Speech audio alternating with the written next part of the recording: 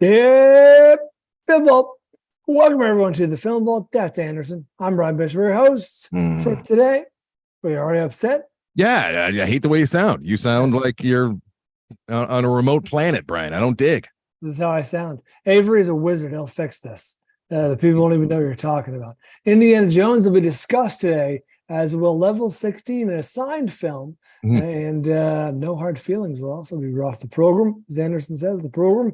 And here we are. We're in remote locations today. How selfish of you to not mention my movies, but I guess you don't know what my movies are. I know. I'm looking at the notes, and they're not listed. I'm also going to be bringing to the people, Bryan. They're going to be hearing about a documentary that's streaming on Disney Plus as of like a week or so ago, called Stan Lee. And it's not about Stanley Kubrick, which would make me very, very happy. I probably would have watched it before it even came out. I would have got a screener. But no, this is Stan Lee. We've seen him his acting chops in many Marvel movies, and he is considered the founder of Marvel, or at least the way that we know Marvel as of today. So that's streaming. It's a documentary that I'll be getting to later, which is worth a watch, as as Linoleum, which is a movie that I cannot wait to talk to you and everybody about. Bri. However, I'm a little bummed that you have not seen this, and I'm concerned that you might see it like soon after I talk about how great it is, and then you'll come talk about it. So I don't like that. But what do you do? What are you gonna do? Yeah, well, we got to get back to the days of signing each other films. Perhaps we'll get there. I mean, I feel like if that were the case, and you had one last week, you would have made me watch the new Indiana Jones movie, which I feel really good about not having seen. I feel really. You might feel worse about it after I talk about it. Oh, really? All right. Who knows? We'll see. Do you know if we have any fanflickssions this week? I've not received any. So yeah, here's what's going on, and then we'll get right into the program. Bryan, it's 4th of July weekend still, I guess, as far as Bryan's concerned. So he's still out gallivanting, and we were planning on doing this the way we did through COVID, which was fine. It sounded good. You'd never know that we weren't even in the same room. However, some of Bryan's equipment is not booting up, as they say, Bryan, in the industry. So it seems like it's fried. So I sound okay at this end, but you're hearing Bryan's Zoom audio, which it's not the greatest. And thank you for putting up with us, everyone. This is it was ad hoc. Avery is not here because, as we know, he can't stand it whenever we do a week where we take a look at the ladies. This week on Top 5, we're doing the Top 5 actresses cursed by good looks to round out our episode that we did a number of months ago, Top 5 actors cursed by good looks, which was a good one. It was a number of months ago, technically, and I felt the same thing. Turns out it was all the way back in 2016. No way. God. Yeah, I thought it was recent. Jeez. Wow, that's crazy. I don't like that at all. Top 5 actors cursed by good looks all the way back in 2016. Said to ourselves, hey, let's do actresses cursed by good looks. And 7 years passed, and here we are. Here we are. Wow. Well, sorry, ladies, to make you wait 9 years or 8 years. Oh, it's bad math. 7 years. 7 years we made the ladies wait. Apologies there, but yeah, that's why Avery, as you know, if you've been listening for a while, if it's a lady, why do we keep this bit up? It's so stupid. Avery heard the word actresses, and he was like, "I'm busy that day." Avery's not here because I'm like, you know what? It's a remote show. I don't want to, have to be vying for 3 cameras and dealing with all that, which is the way it would be on Zoom. So. No equal parts for Avery. Avery's got to be a distant background. You know what I mean? So I chose to say, hey, Avery, take the live show off. I'll send you the files. You can mix them together best you can, and we'll go from there. I told him he wouldn't be getting paid this week, and he said, a small price to pay. He's a very small price to pay, actually, considering what Avery makes. So. All right, here we go. A little fanfliction. You'll be hearing me read poorly this week, and this comes week in, week out from Mitch Burns, who is back on his feet. He's doing well. Good to see that you're doing better, Mitch. Listener of the program, part of the program, family, part of the family of the Film Vault family. Mitch Burns. Yes, welcome home, Mitch. From Fanfliction, which is a little sampling of what the listeners have watched since the last time we talked to you. So here we go. Right away, like the names on Twitter just. Here's the name, Bryan, that I'm trying to read. CTHU. How do you make that sound? Cthulhu? CTHU. LHU. LHU. Oh, geez. I can't even. That's like a language we can't pronounce. It looks like hieroglyphics. Jesus. My hole's bigger, and I'm digging it. All right. The new Indiana Jones was a fun night at movies with my kids, says Cthulhu.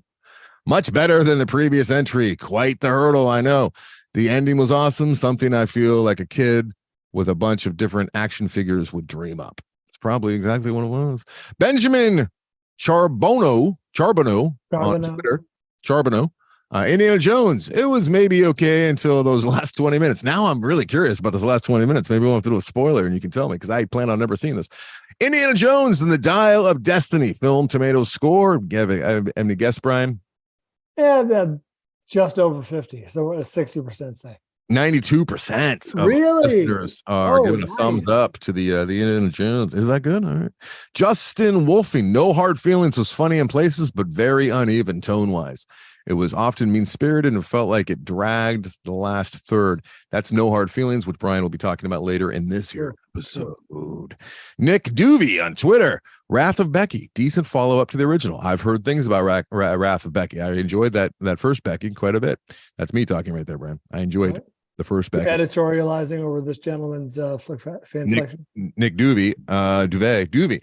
He enjoyed the follow-up to Becky. Sean William Scott was a low-key terrifying bad guy. There was some good world building for the titular Becky. Fun and bloody time. Spoiler alert, can't wait to see where they go in the foreshadowed third installment. That's not much of a spoiler. I don't know if you have to say alert there, Nick. You know what I mean? Like if I had alerts going off in my car for things that weren't there, I'd trade that car in. Yeah, it would desensitize you to the actual things you need alerts for. Yes. So I'm glad to hear Stifler can be a bad guy. Jason Runyon on Twitter, the black. He's always a bad guy. No, he's not. The Blackening. I thought it was hilarious. Great cast. Enjoyed the satirical look at race and humor. There was some really good stuff there. I just didn't have enough on the bone for Brian and I's taste, which we talked about last week. Mitch on this email. Here's Mitch himself. I was assigned Harold and Maude by Bruce Perky. Hey, my boy Bruce over in Cinematics. That's me talking. Sorry. I was assigned Harold and Maude by Bruce Perky in my June watch, and I am so glad I finally got over the bleak looking poster and watched this movie. So lovely and funny with two of the best characters committed to the screen. That's what Mitch Burns has to say about Harold and Maude. Yeah, the DVD cover doesn't do it, or the video whatever cover, it doesn't do it any favors. Where do you have any idea where Harold and Maude lands in my overall list of movies, Brian? Well, I know you love it very much, so I'll say top 5%. It's top 5%. It's top 5, period, Brian. Oh, really? Yeah. Of all the films you've seen. Yeah, Harold and Maude is my Rushmore, which is all right. I added a 5th for my Rushmore because that's what we do over here in the film. Well, we do the top 5. We should do that one day. We should do a whole Patreon series where it's just 100 to 95. Like we get, and then the next week will be 94 to, how would that work? 80. That sounds like an insane amount of work. And then we just lead up to our top 5 of all time. But like this, the topic, we never actually do it. Yeah, we won't do that. We're just talking over here. We're just talking. But you know what? My top 5 is it's locked in, buddy. It's not going anywhere. I really feel like you should finally live your dream of an episode where you just list movies, not in any order. Yeah, just my 1,000 favorite movies, and I just say the names of them. Mm-hmm. My you get to a certain age and you're kind of locked in, and I noticed that with the AFI 100, and I was always annoyed because there were so many old movies that were atop the list, and it's like, guys, better movies have come out since, and I'm in the same boat. Like I have a top 5 that I can't imagine ever being touched. Movies coming to the top 20, like A Ghost Story, not recently. I mean, not too far away, not too long ago. I understand. Top 20 probably, like Fury Road, got the Will Be Blood, maybe might be sniffing. Yeah, I probably feel the same way about Whiplash. Like that's probably a top 25 movie for me. Whiplash. Yeah. All right. Let's get to this. Why don't you talk about the big sexy Brian? Tell me what I missed. Because here's my just to remind everybody why I'm not watching these monstrosities. I feel like this show is a service, And Bryan is willing to go to the Rotten Tomatoes altar, as well as the studio altar, as well as the Academy Awards altar. And I don't think I'm going to Rotten Tomatoes altar this week. Watch what they tell him to watch. And a lot of these movies are made by the machine, and they have plenty of word out there on the streets, and they're on billboards and buses, and the word is out.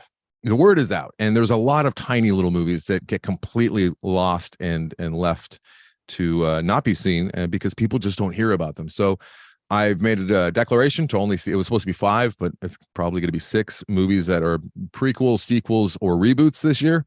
And Indiana Jones did not make the cut. And my idea of movies going beyond 3, Bryan, is that you're making television for the big screen. And I think Tarantino said that a few years ago, but he's not wrong. Once you get beyond 3 and you just got these long episodic, these chapters, it's just sure. I don't have time. You're totally right. How do you feel about Mad Max Fury Road, which is number 4 in the series? No, that's fine. That's okay. That's good. George Miller can do no wrong. Okay. Plus, those first couple I shouldn't say that, but like the first one shouldn't even really count. I mean, it's so low rent, the original Mad Max. Sure. Plus, we don't watch Mel Gibson anymore, so like those movies don't count. How about that? They've Fury Road is the first one, right? Yeah, no, I'd say Road Warrior, and then the Tina Turner one, Thunderdome, that got a little goofy. But I mean, I feel like Fury Road is the first of the new. Sure. Stuff. Yeah, I'm excited for this bit to go the way of like yay, nay, or gay, or whatever your bit was. What was your bit? Yay, nay, or hooray? I forget. I had a bunch of different ways of yay, nay, or maybe. It was yay, nay, or I can't remember what it wasn't gay. Yay, nay, or could go either way. No. I think the best way to go about it, Bryan, is with ratings. Is like, what do ratings mean? Sure, 5-star. What's that mean? 5 stars means like you should see this in the theater. You should perhaps own it digitally once it's available, or maybe even a physical copy. Dare I say, if it's a 4-star movie, as far as I'm concerned, like you should rent this movie. Like you should at least spend a few bucks and rent it. It's worth that. Or if it's streaming, watch it as soon as you can. If it's a 3-star movie, give it a shot. If it's streaming, watch it in your home. Don't go out of your way. Don't go out of your way. If it's a 2-star movie and you're with friends or family members and they try and like watch it for the evening, kind of warn them against it, but don't, take a hard stance. Right. If it's a 1-star movie, tell whoever you're with, if they're trying to watch it with you, no way, I will not do this, and just leave. Like if they plan to watch this at home, you just leave. You find other plan. You need to be an influencer with 1-star movies. You need to evangelize against the film. Right. That's my ratings. I don't know what your 5 to 4 to 3 to 2 1 means. Exactly the same. Okay. So you There's no difference whatsoever. I like how you just acquiesce. All right. Let's get to Indy and his Indiana Jones and the Dial of Destiny is a 2023 film directed by James Mangold, starring Harrison Ford as, wait for it, titular Indiana Jones, Phoebe Waller-Bridge, Mads Mikkelsen, Boyd Holbrook, Jonathan Rhys-Davies, Antonio Banderas, Ethan Isidore, and Toby Jones are in this film. Toby. 68% Rotten Tomatoes. It's in theaters now. I wasn't aware of this, but apparently the box office is a story. It's not doing well. I actually don't even know what the box office is. I just saw people saying things. Well, people have been listening to like my stance against these you think that's prequels, what it is? sequels, and reboots, yeah. And they're like, you know what? Kid's right. Let's start to ban these movies. Could be right. Yeah. I will tell you this, Anderson. I forget, you might want to pull up the Fanfliction there just for reference. But I will say that are you smoking? Nope. Good for you. That's a fake I will say that whoever it was in the Fanfliction that said it was a fun time and enjoyed with his son. Maybe it was the super low expectations, which we try and separate ourselves from. There's no way to ultimately. I enjoyed this movie much more than I thought I would. I don't think this is a classic. I don't think it's a instant classic. I don't even think it's a must see, but this certainly exceeded my expectations. I was thinking of clever ways to get out of seeing this and get out of talking about it on the show. Really? And Can't do that, Bryan. I've already beat you to that. if you had seen the film, perhaps I could figure out a clever way to not participate. But that said, I plunked myself down in the seat and actually had a pretty good time. Like this is an enjoyable movie. Going off the rating system, should people go to the theater and see this? Is it the type of movie where you're gonna get way more out of it by sitting in the theater and spending all that money and time and investment? This is a weird valley between the ratings, because yes, I do believe that this experience is enhanced by the theater. It's a big movie, it's a loud movie, special effects, et cetera, et cetera. That said, I understand not everyone sees the same amount of movies that we do in the theater. That's quite a commitment for some people. They got a babysitter or find time or whatever. So quality wise, I don't know this is a must see in the theater. That said, you will get more out of it seeing in the theater. You can say that about every movie, right, Bryan? No, I don't think you get more out of No Hard Feelings in the theater. We'll any movie in the theater is going to give you a little bit of a better experience, but like, this is significantly. Does this rely on the big experience? It kind of does. It's a big movie. It's a big special effects tentpole, action movie. You will benefit from seeing this in theater. That said, quality wise, it's a tweener. If you're on the fence, maybe I just push you over the edge and you go see it in the theater. If you're like had no interest in seeing this movie, maybe this just kind of gets you to rent it, or should I say stream it on Disney Plus when it eventually comes out. So are you familiar at all with the plot? Do you care?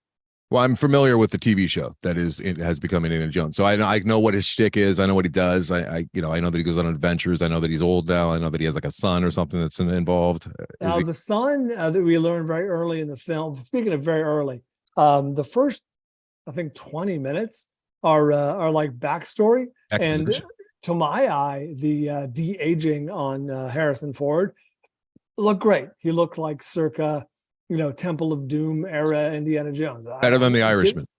Yes, given where the technology is, it was more than passable for me. I was like, yeah, that's a very passable young Indiana Jones. All right. And that's a good 20 minutes of the film. And it de-aged Mads Mikkelsen and it de-aged Toby Jones. So they didn't spare any expense. There's a whole fight chase scene on a moving train. It's very well done. This is what you go to the movies for these kind of action scenes. And then we find out very early that his son, Shia LaBeouf, I'm supposing, has died. He went to war and he didn't make it back, and he is haunted by this information, as is his estranged wife. We open in modern day, which is 1968, I think, or something. So it's Vietnam?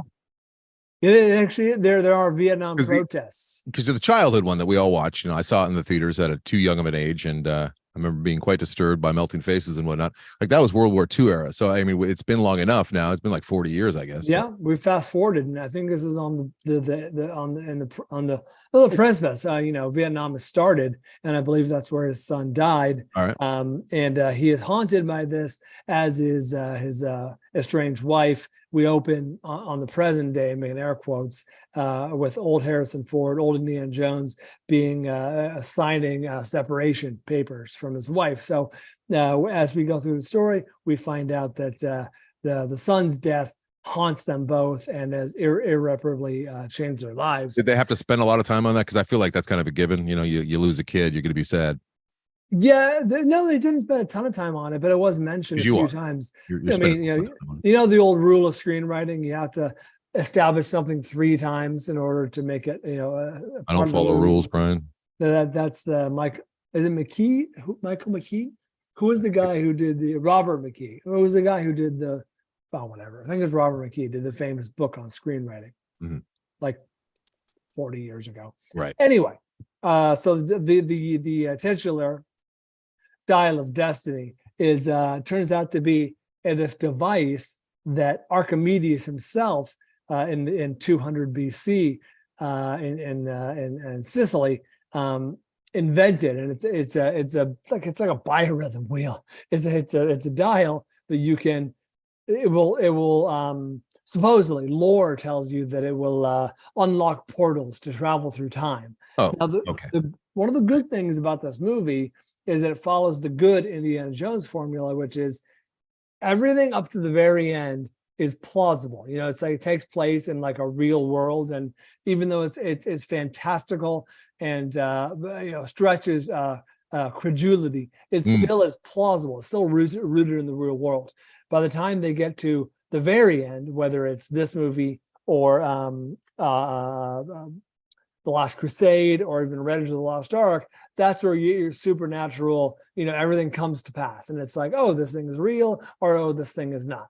And that's the good formula they follow here, which is for 90% of the movie, it's kind of rooted in reality. And then there is some supernatural element towards the end that, you're left to decide for yourself. Yeah, you know what? I think I was so young when I watched the first 3 installments, like that supernatural stuff didn't bother me. But by the time they did the plastic skull or whatever it was called, like it was just too much. Like it was in my head as a little kid, like this stuff was still like real. You know what I mean? Like that could happen. Like you could pull a heart out of a man's chest and it still beats and whatnot. Like it was still like magic was still a thing. I guess I outgrew it too. I think a lot of us probably did. I didn't even recognize. Yeah, I don't like Temple of Doom as much as most people, and I do agree with our listener who said this is a admittedly low bar, but a step up from the last installment. This is a far better movie than the last one. I put it right in the middle. I have it above Temple of Doom and above Kingdom of the Crystal Skull, of course, and maybe not quite up to the level of Last Crusade or the original. But your mileage may vary. And dare I say, I know we had a bit of a split with the listeners weighing in on this with the reviews that we read, the Fanflickssions. There were tiny, almost imperceptible flecks of dust in the theater towards the end. That sounds like member berries. If I had to guess, you want to do a spoiler on this? Talk to me about it. In a weird way, it was sure. In a weird way, it was kind of member berries, although not the kind you're talking about. But yeah, it was. It felt like it earned. It felt like it earned whatever emotional impact it had because of how and feel about Indiana Jones over the last, what says 81, right? So 40 plus years. Yeah. Anyway. Yeah. I enjoyed the movie. I can't, say you must see this immediately, but this is an enjoyable movie. I do feel like people who see it at home are going to miss out on a little something, but it's enjoyable. It's well done. I'm going to miss out on all of it, which is fine by me. I will break my little self-imposed restrictions. If people are like, you have to see this thing, it's amazing. Sure. I won't be a fool. I'm not going to risk my professional reputation, Anderson, by saying you must see this. That would be absurd. But the whole point is that I get to bring a bonus or a better movie, what I perceive as a better movie, even though it's small and doesn't have the studio machine behind it, to the light of you and the listeners and myself as well. So that's this week it's going to be Linoleum. Assuming we get there, I might beg you to watch it so we can talk about it effectively next week. Or it might be like a forgotten movie from the 70s that I think our listenership would love. That's the point of this too. So it's not all selfishness on my part for just being tired. You do what you want to do. I'm thinking of the show always first, Bryan, and I really do believe that this is a good choice. All right, moving forward, we have a movie. I have a lot more to say about Indiana Jones. I prefer you not. We have a movie that we could talk about together, which we both saw. This is a listener assigned movie from a signer, David Gulick. You might know that name because he also gifts us with many great listener submitted art pieces for the weekly fan art. So Gulick's one of the better ones. Yeah, Gulick. That. And he's also a supporter of the program at the assigner level, and he assigned us level 16. Bryan, before I get any further, do you think I should read David Gulick's remarks about the movie as to why he had us watch it, or should we talk about that and then finish up with that? What do you think? I always like to hear that at the start. I want to hear it at the beginning. Okay, cool. Because I didn't get a chance to talk to David Gulick. We just couldn't make it work with our schedules. So wow. Usually I talk to the listener about it after having watched it, but wasn't able to do so with Gulick because of the holiday weekend and his work schedule. So here we go. This is from David Gulick himself on level 16, which is a small little independent movie from 2018. And here's why he chose it for us. This is David Gulick. So I originally saw level 16. So I originally saw Level 16 at Fantastic Fest in 2018 in Austin, Texas. I should have. This is me now talking. That bums me out because I feel like Fantastic Fest is one of the only festivals I didn't submit to that I think I might have had a good crack at with groupers, and that would have been cool to have been there with Level 16, and also David Gulick would have been there. Anyways, so we originally saw this at Fantastic Fest 2018 in Austin. Fantastic Fest is an Alamo Drafthouse's yearly film festival, which I'm sure you know, Anderson. Level 16 was easily the best movie I saw there. They did a Q&A after the movie with the director, Danishka Esterhazy, and actress Sarah Canning, who played Miss Brixel. Bryan, you know her, but she's the I'm going to guess Esterhazy. Esterhazy. I honestly didn't even recognize Sarah Cannon because of how good her makeup was in the movie. She looked 10 years younger in person, and I actually originally thought she was one of the actresses that played one of the teenagers when I first saw her. I realized that, and this is me talking to anyone who's listening to this, if you have not seen Level 16, this is all just gobbledygook. I understand that. All right, so here we go. Moving on. This is Gulick's words. Esterhazy basically talked about how she wrote the script back in the late 2000s, but couldn't get funding for it to be made. She even said she was told by multiple production companies that she was going to have a hard time getting funding if there was no nude shower scenes in the movie. Now, what you need to know about that comment is this movie is about young girls, I think they're almost preteen or like 14, 15 years old, right? They're young. Yeah, I would say 14, 15. And they're in some kind of prison environment. More on that in a second. So when moving on to David Gulick's final comments here, he says this: then The Hunger Games and Handmaid's Tale both came out a few years later, and she was finally able to get funded because of how successful those projects were. So the way that works, Bryan, is like comparable movies came out, right, did really well, and then she can go back and be like, look, these are our new comps. These movies did really well. There's a market for it out there. Can I get funding, please? May I please have some money to make this movie? And they said, okay, sure, you can do it without showing underage nakedness, which is nice.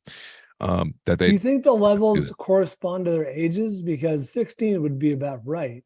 We'll get there. Oh, I see. Like, yeah, perhaps, because especially scientifically.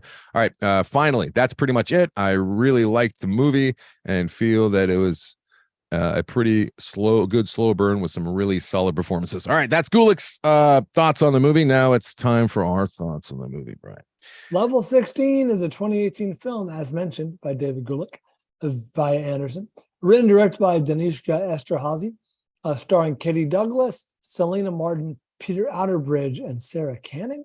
It's 83%, Rotten Tomatoes, 83%. You can stream this on both Prime and Netflix. One of those rare streamable on both. Yes, as Anderson sort of alluded to, it's better.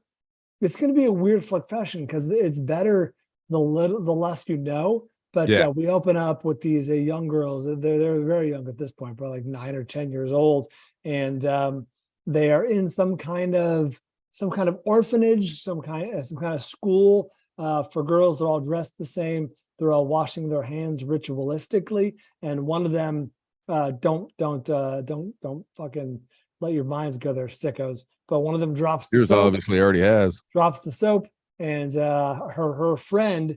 As soon as the soap gets dropped, the girls react very negatively, as though, oh no, something's happened. They're concerned. And the girl is freaking out because she's running out of time to wash her hands, which in the real world would seem not like a big deal, but in this world, it's a very big deal. One of her friends in line, I think he offers to help, right? Or no, the friend in line doesn't offer to help, and so the girl has to retrieve her own soap and does not get back in line in time. Loses her glasses. At which point, a couple of Gestapo types come out and they drag her away screaming. And the girls resume washing their hands. That's the cold open. And so you get the idea of what's going on pretty quick, or at least how things work. It's a very sort of draconian rule there in the school or the orphanage or whatever. I don't even know what you would. Yeah, it's like a sterile hospital, old rundown hospital type environment, prison like for sure. The vibe you get right away is you're watching something that is reminiscent of Cube. Yeah, it's got Cube. Well, it's Canadian. And it's limited storytelling, so it's got a lot in common with Cube. And Dogtooth. I wrote down Dogtooth. Cube has got a lot in common with Equilibrium. A lot in common. And the platform. That's right. Dark City, I wrote down. Get Out, even, and there's some Martyrs in there too. So we learned that you give all, you gave all the I just gave the setup. But yeah, as far as like who the actresses are, and they're unknown. So Vivian is the lead girl. She's the main like prisoner essentially. And we as an audience know that these girls are not real pleased about, they're being held under duress, whether they know or not. Some are pleased. Some are all too happy to go along and toe the company line. But you get the sense that they were born in there. They know no different. They don't know what the world is, and they've been told the outside is poisonous air, and you'll die as soon as you go outside. And so they like fantasize about looking at the sun. Yeah, and the moon, and it's that old trope. So as they level up, they go from, you would imagine, level 1 all the way through up to level 16. I think is the final level. And Bryan, you might be onto something. Maybe that is years, and we can't really talk about the reveal, which makes this whole movie, I think, interesting and worth watching. But you just know that something's afoot, and it kind of comes down to, where does this end up? Where are they going with this? What is the point of this? A lot of problems with this movie, and I think most of it had to do with budget. Sure, it's very. I would be surprised if this is more than like a $250,000 movie. It's very low budget. Very, very low budget, but effective. I'm not saying that's a pejorative. Yeah, I liked the movie. Some of the things could have been better, like these guards that Bryan mentioned. They were like bootleg Terminator guards. They're very like 80s, and just the one not well thought out. I felt like they could have gone many different directions with those guards, and they're all buff, wearing black and clothes and boots, and they all had these Terminator glasses on, and they just kind of, as soon as they'd come out, I'd be like, oh my god, this feels like a student film at this point. There's no need for it. But there's some really interesting things too, because the girls are in there, they're only allowed to watch moving picture night like once a week, you imagine, it seems like, and they're all like movies from yesteryear, like, classics from the 40s. There's like 3 or 4 on loop, so it's kind of like they're watching movies the way Bryan used to watch movies, which is like the same 4 movies over and over and over again. So they love movies.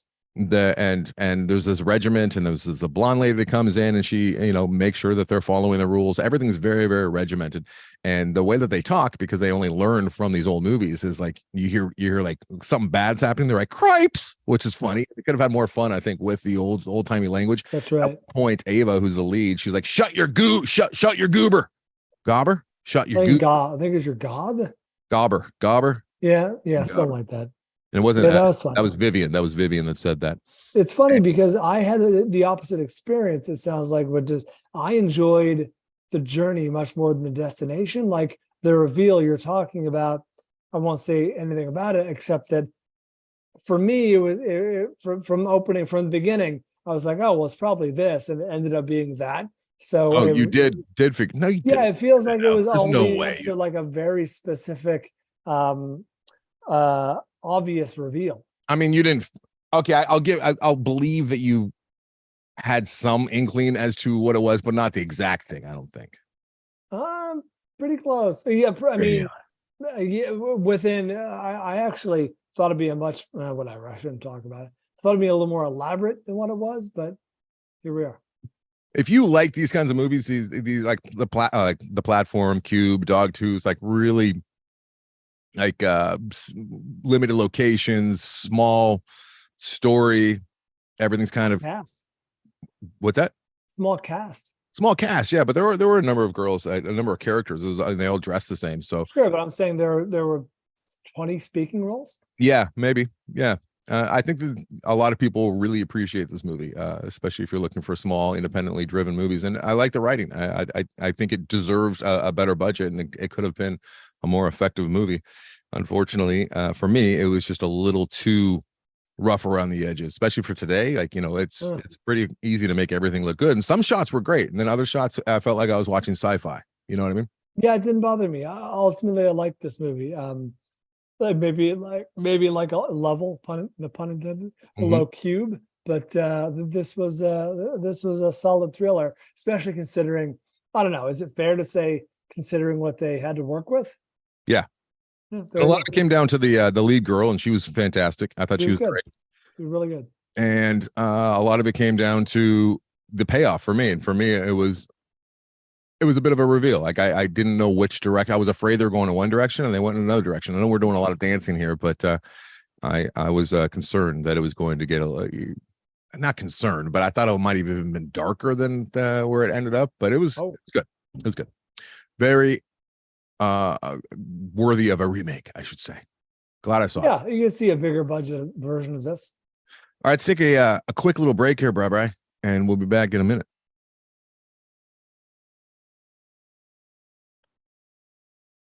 And we're back. We are. Do you want me to talk about No Hard Feelings, or do Let's do No Hard Feelings? You have a documentary you want to talk about. Yeah, I do. I'll do that after No Hard Feelings. Hard Feelings. What? Yeah, go ahead. No Hard Feelings in theaters now. No Hard Feelings is a 2023 film in theaters now, directed by Gene Stupnitsky. He, the writer and director of co-writer and director of Good Boys. Remember Good Boys from a couple of years ago? I do. Three kids who everyone was very excited. They got a lot of mileage out of the Red Band trailer. Indeed. This one stars Jennifer Lawrence, Andrew Barth Feldman, Laura Benanti, and Benanti. I think I fucked that up. And Matthew Broderick. 69% Rotten Tomatoes. Like I said, it's in theaters now. This is a R-rated comedy. Also gets a lot of mileage. I assume you were subjected to the Red Band trailer for this more than once. No. Really? Yeah. Oh, well, I feel like I avoid trailers, Bryan. You know that, and I've been going into the theaters fairly late in the last 6 months or so, later than normal. Oh, understood. Okay. Okay. So, did this come up on our summer preview? Because I remember you talking about the car for dating angle. Was that was you, right? You were on this movie early. I don't remember that. Really? Okay. Well, the premise is Jennifer Lawrence is she lives on Long Island. She's a legacy, being surrounded, a blue collar legacy, being surrounded by all these new carpetbaggers, these rich folk who are building up all around her. I think she's in Montauk, but either way, she is down on her luck. Things aren't going great. Her car just got repossessed, and she's an Uber driver, barely making it. And she lives in her mom's house, but she's got to pay the taxes.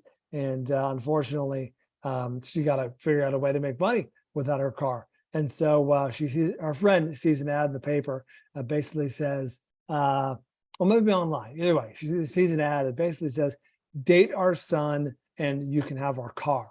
Mm-hmm. And she's like, well, I need a car. I can date your son. And turns out the son is a graduating high school senior, about to become a college freshman, and he's painfully shy. He's withdrawn. And Matthew Broderick, the dad, has such fond memories of a girl he dated before his freshman year, and really made him a man, so to speak, that he's like, I must do this for my son. Mm-hmm. And we're going to hire this girl on the down low. There's going to keep it a secret from the son. But your job, Jennifer Lawrence, is to date our son, meet him, date him, and send him off to college as a man. And thus you can have our Pontiac Grand Am, whatever the fuck it is. And she does. She makes it her mission to date the boy, and hilarity ensues. Did you like it, Brett?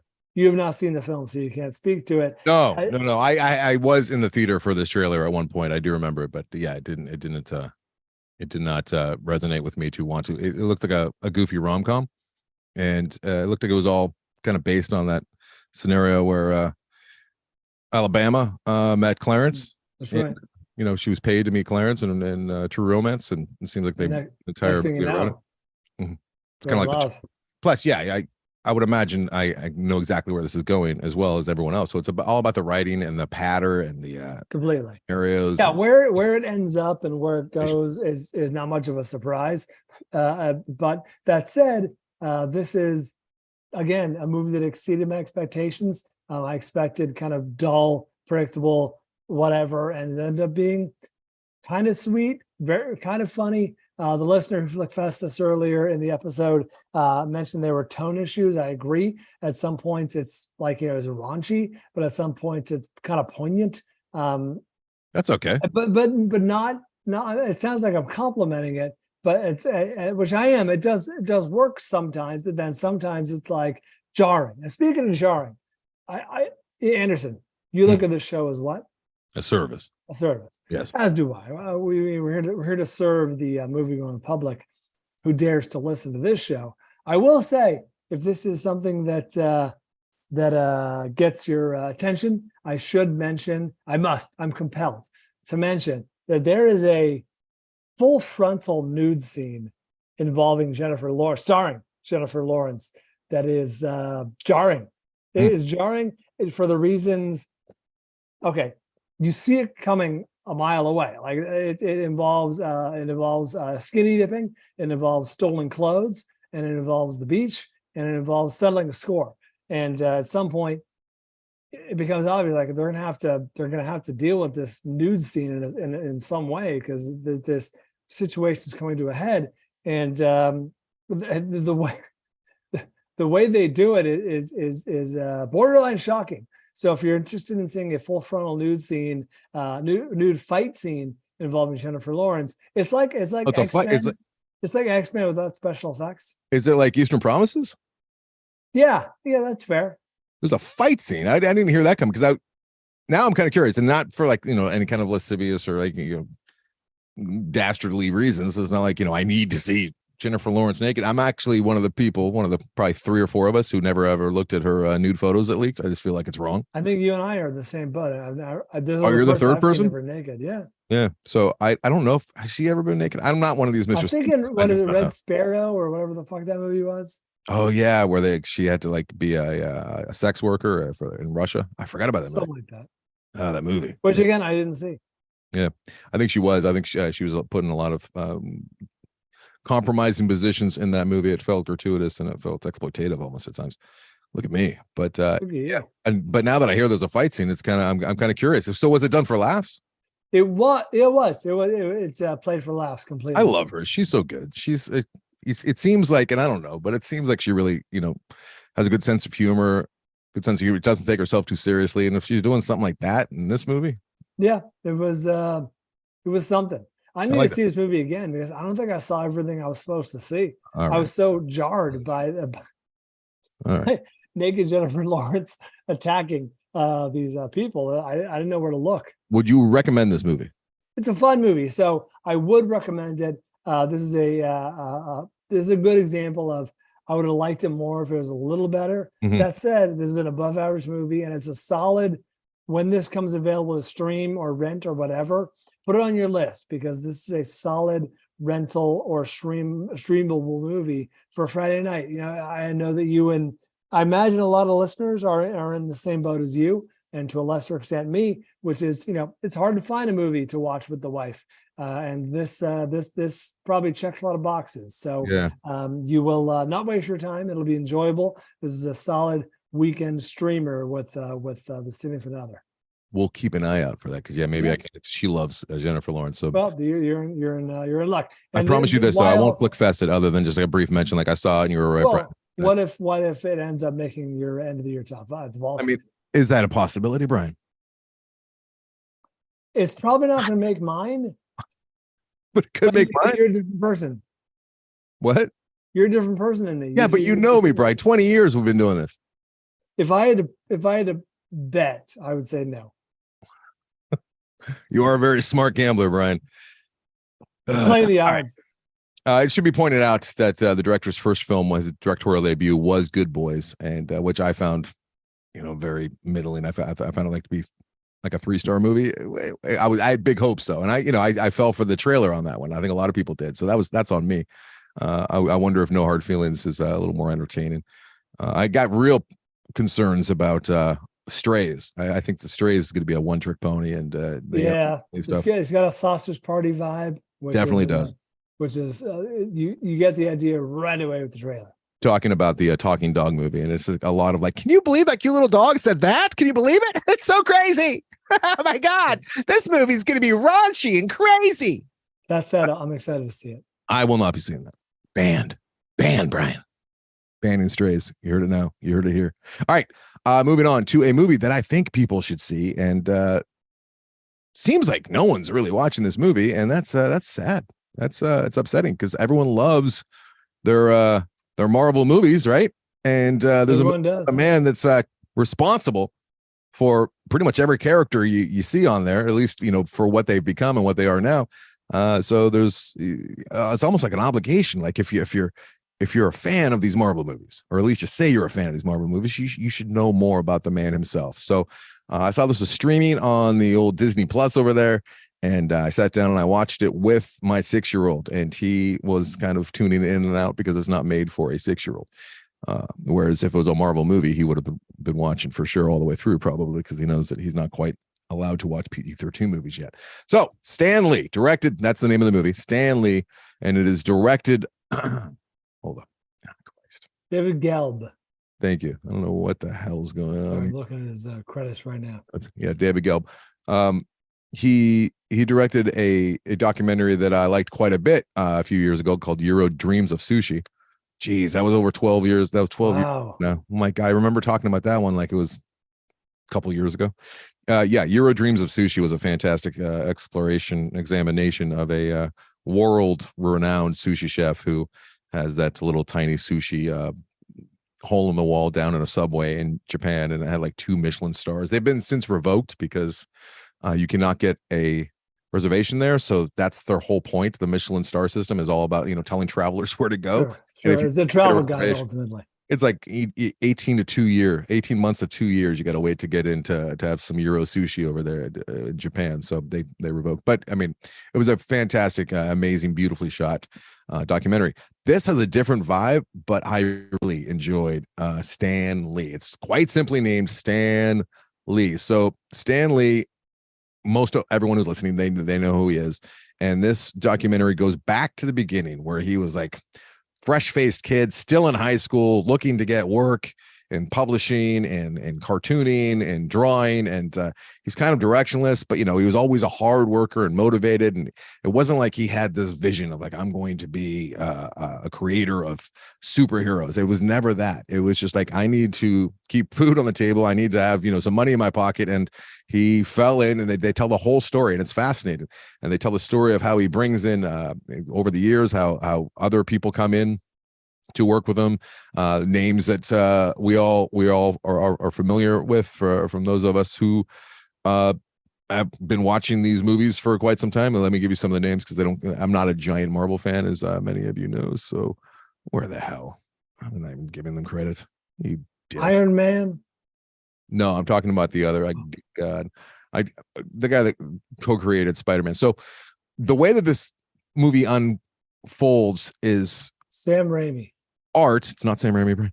He had 2 other guys that essentially did a whole lot of work with him over the years, and it's fascinating. More on that in a second. So miniatures so they use a lot of stock, like source footage worth interviews and old reels, and they tell the whole story in chronological order. So like it starts back in the beginning, like in the 50s, and when he begins, and then it moves through the 60s and into the 70s until the end, where it takes like a 40-year leap and just kind of comes to present day. Like I felt like there could have been a whole second half of this, because I think a whole lot of, unless he just kind of left the game and wasn't really working, but we don't know. There's a big gap in this movie where it goes from the 70s, like the mid 70s, to like 2011 when all these movies started getting produced. And then they had like a montage of him on the various sets doing his cameos and whatnot. But you really get an idea of who Stan Lee is, how these characters came to be. And it was just work. It was just the old American, elbow grease. And they realized that they had an audience and they had to push out these stories. They come to the point. It's really interesting where like he decides to kind of take Marvel in a different direction, because he realizes that it's not just children, it's not just little kids watching reading his comic books. He realizes that he has an opportunity to have a bigger voice on culture and the world around us and the human experience, and put some of the politics into his comic books, which they could have done a whole lot more, showed a whole lot more of that. Like Black Panthers, I mean, we know because of superfan Giovanni letting us know, because he's such a crazy Marvel fan, that the Black Panthers actually borrowed from Marvel. It wasn't the other way around, which I thought was when Black Panther was first come to the theater, and I was first made aware of this comic book, because I'm by no means a comic. Sadly, I wish that I liked comic books growing up. A, I got the reading problem. B, my dad always said the comics were for kids. He was one of the little old guys. He's like, oh, you don't read that. It's garbage. It's junk. That was not the case, especially with Marvel movies. DC wanted to stick in there only for kids, but Stan Lee was a bit of a visionary in that sense, where he realized that he had older college kids reading his stuff, so he started elevating it, not unlike Judy Blume kind of did with some kind of similar in that regard. So ultimately they had to do 2 books a day. They call the comic books, they refer to them as books, and they were at a point where the manufacturing and the factory style, these 3 guys essentially had to do 2 books a day. And the way that it would go is, God, I wish I had the names, Brian. Oh, bad. Brutal. The 2 guys that also worked with him in the office. What the? And I should say that all good documentaries, or at least all my favorite documentaries, most all of them, have some good animation, and that's Jack how Kirby is one of them. Thank you. Is it Roy Thomas? No, Thomas is one, and then there's like, I wish that I had the names off. I wasn't writing them down. I just assumed that they'd be in the credits, but they're not. Come on, bro. Which is strange. The only person they have in the cast on IMDb is Stan Lee. I saw that. That's no help at all. So in this movie, as far as animation Joe goes, Simon, one of them. No, that's just nothing. The co-creator of Spider-Man. Will you look that up while I'm talking? Jack Kirby, right? Jack Kirby. Yeah. Wait, there's another one. Ditko. This must be brutal for everyone listening, especially the real. Can you imagine Giovanni right now? Can you imagine how upset he is right now? He is halfway into a screed. So they retell a lot of you with voiceover from Stan Lee, which they had access to Stan Lee. That's the number one tenet you need in telling, having a good documentary is access. They had access to Stan Lee, and then they'd show these miniatures. They used miniatures throughout to, they very elaborate miniatures with like a young Stan Lee and office space and like little action figures, which was quite apropos because a lot of people, a lot of kids who loved the comic books, they also liked, reenacting things with actual action figures. I was more familiar with the action figures than I was the actual comics. But these were like business suit guys doing with miniatures. It almost felt like Marrenqual at That's times. right. And it really gave you a great sense of his journey, how he got there. And then back to they had to do 2 books a day.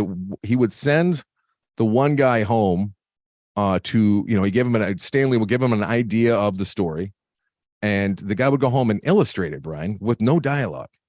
So he would tell the whole story throughout the entire book with just illustrations. Then he'd bring it back, and Stan Lee would put words into all of the characters' mouths to make the story come to life. But neither one of them sat down together, which I found fascinating. I think it's a lot like music, where somebody in the band will make the music, and and then the lyrics. Yeah, someone will come along and do lyrics. Yeah, do the lyrics to make them fit. I know a lot of bands work that way, but I would have never dreamt that that's how many of these books were being made back then. But it got to the point where they were so successful, and so much was demanded of them, that they were doing 2 books a day. It was a very, very small office, and they were creating full storylines and new characters and all of that, like 2 books a day, Brian. That's insane. That is insane. And what happened was they were so busy doing the work and just making sure that it got done that they didn't have time to squabble over whose idea was whose.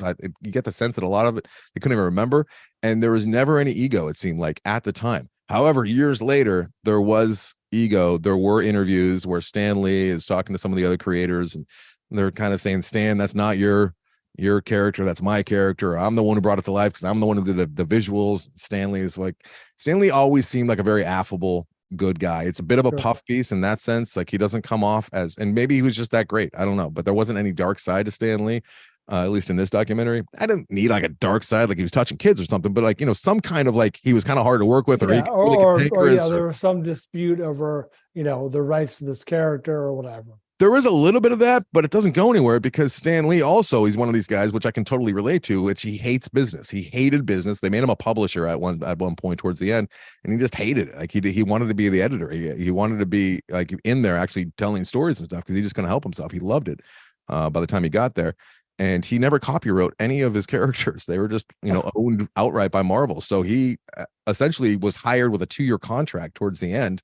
And without the movies coming out, I don't know if anyone would even, obviously we wouldn't know these characters or Stan Lee to this effect, but yeah, the hardcore people would know who he is, but the general public, he never thought to copyright. And, he would have been a multi-billionaire probably if he had, or maybe they could have made the movies, or maybe they would have made them more effectively. I don't know.